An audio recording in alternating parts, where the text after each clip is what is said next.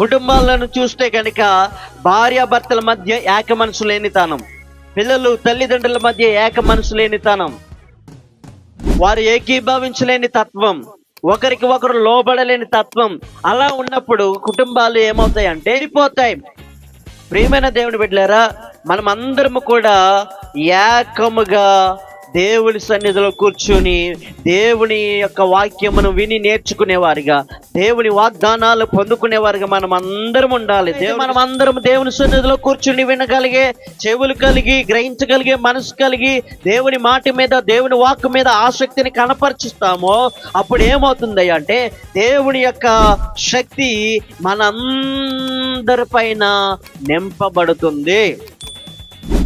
అందరూ కూడా దేవుని సన్నిధిలో దేవుని వైపు మన చేతులు ఎత్తినప్పుడు, దేవుని వైపు మన కన్నులు ఎత్తినప్పుడు, దేవుని వైపు మన హృదయము తెరిచినప్పుడు ఖచ్చితంగా దేవుని ఆత్మ మనందరి పైన అల్లాడుతుంది.